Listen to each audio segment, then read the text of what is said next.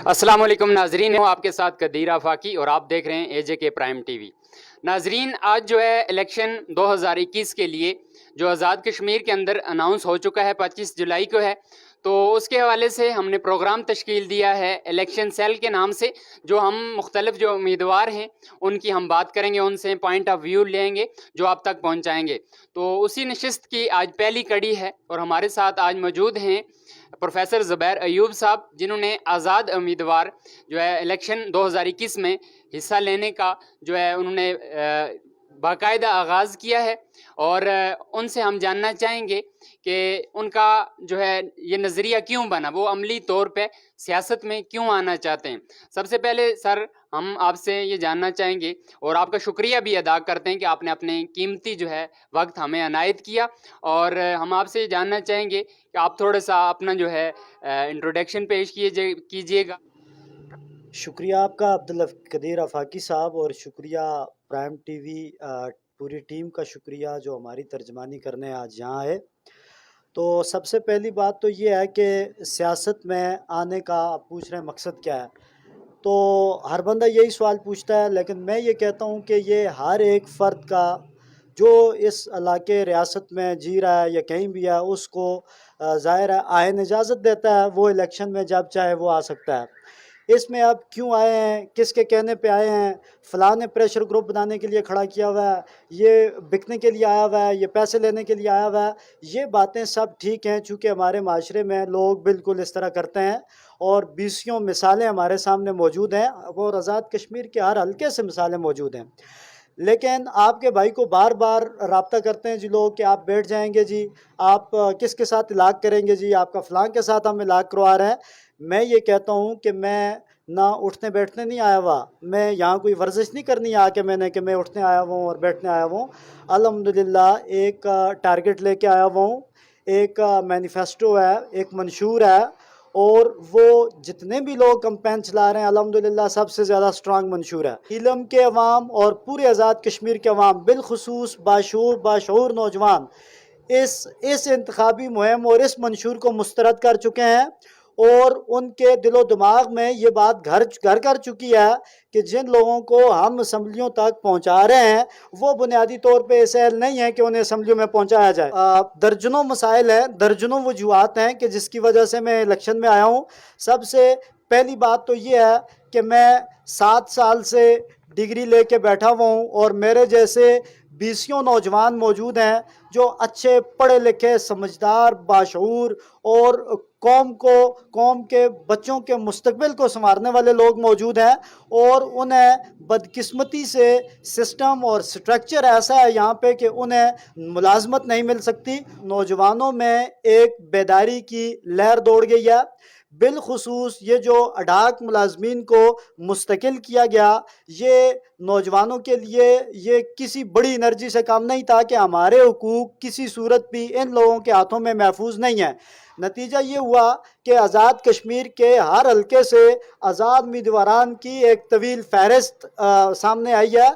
अब इसमें से कुछ लोग तो मफादात के लिए खड़े हुए हैं, कुछ लोग अपनी शोहरत के लिए खड़े हुए हैं, लेकिन इनमें वो नौजवान ज़रूर मौजूद हैं जो कौम के और अपने हुकूक की जंग लड़ रहे हैं। और इंशाअल्लाह ताला जो नौजवान इस जंग में हिस्सा नहीं ले सके वो अपने वोट के ज़रिए और अपनी सपोर्ट के ज़रिए नौजवानों का भरपूर साथ देंगे। तो यही मकसद था कि जिस मकसद के तहत बुनियादी तौर पे जो मकसद था, इंशाअल्लाह ताला कौम से जो बात करेंगे उस बात पर पूरा उतरेंगे। और हमारी पूरी कोशिश यही है कि आखिरी हद तक इन नुसरबाजों और चोरों के ख़िलाफ़ लड़ते रहें। हमने अपने आप को बतौर आज़ाद उम्मीदवार पेश किया है। मैं कहता हूं कि नौजवान मेरा साथ दें, इंशाअल्लाह ताला मुल्क और कौम की तरक्की के लिए हम अपना किरदार अदा करेंगे।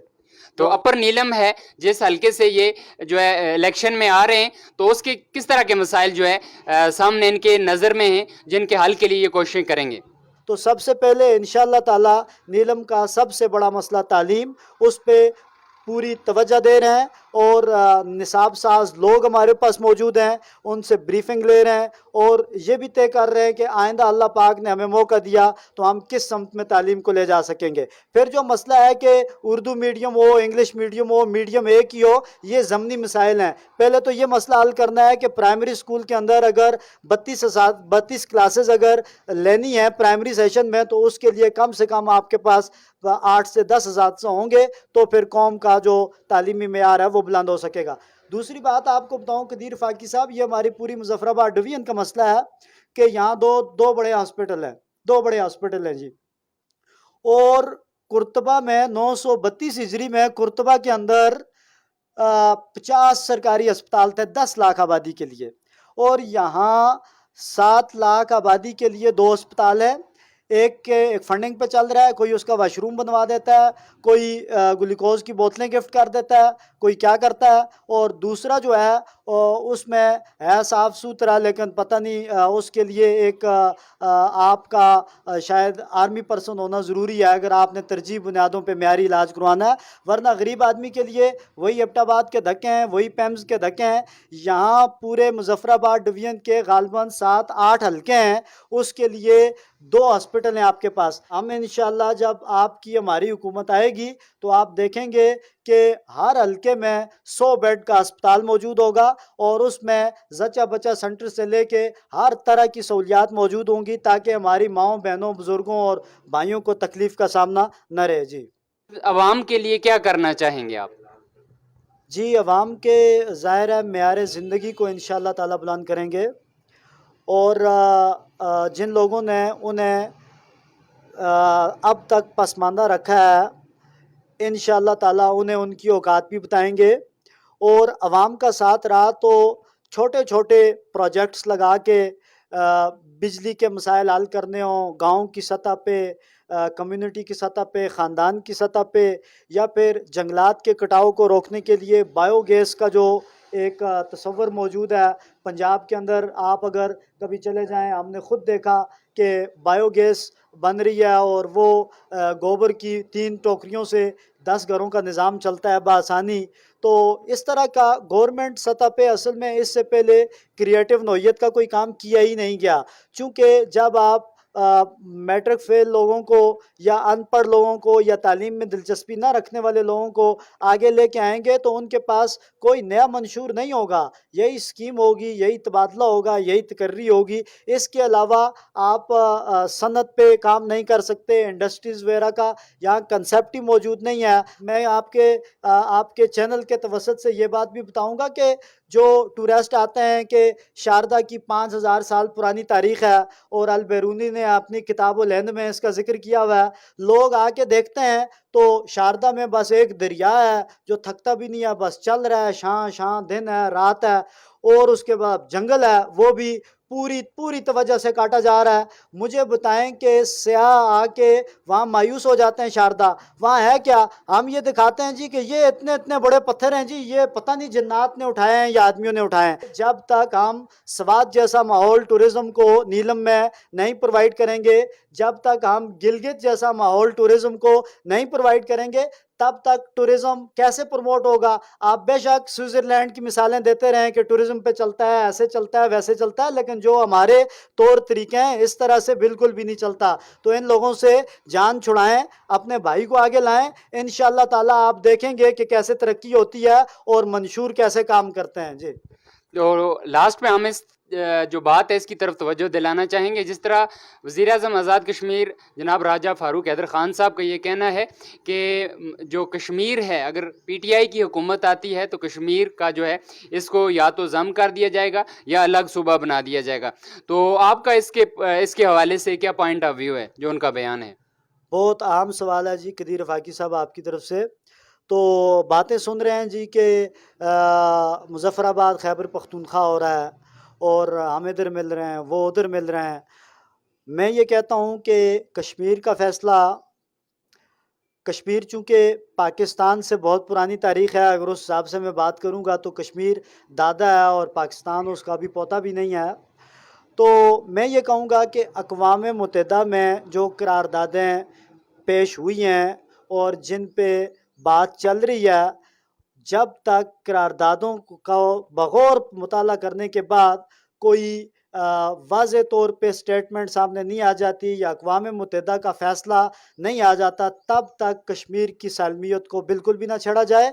और फ़ैसला आ जाने के बाद भी कश्मीरियों की उमंगों के ऐन मुताबिक इसको देखा जाए। अगर सब लोग पाकिस्तान के साथ जाना चाहते हैं तो ज़ाहिर है फिर फ़ैसला दुरुस्त साबित हो जाएगा, और अगर पाकिस्तान के साथ नहीं जाना चाहते तो हमारी एक अपनी तारीख़ है, एक अपना जोग्राफ़िया है, और उस पे अल्हम्दुलिल्लाह कई लोगों ने अपने जानों का नजराना पेश किया हुआ है। तो इतनी आसानी से एक एक्ट या एक बिल के ज़रिए ये सब करना मेरे ख़्याल में कौम के साथ गद्दारी होगी। जो लोग हमने असम्बलियों में बिठाए हुए हैं वो लोग, उन्हें पता ही नहीं है कि रेजोल्यूशन क्या पेश हुई हैं, कश्मीर काज है क्या, उधर करारदादों में क्या लिखा हुआ है। जब ABCB आपको नहीं पता होगी तो वो हज़ारों सिफ़ात पर मुश्तमिल करारदादें आप क्या पढ़ेंगे और कैसे पढ़ेंगे। तो फिर फ़ैसले ऐसे ही होंगे, कभी एक के कहने पे होंगे, कभी दूसरे के कहने पे होंगे।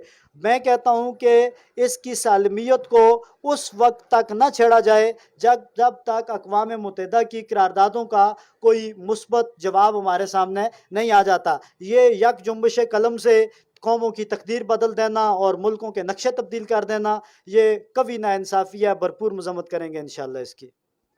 आओ सब मिलकर फसीले शहर को ऊंचा करें, आओ सब मिलकर फसीले शहर को ऊंचा करें, है सलामत शहर तो महफूज अपना घर भी है।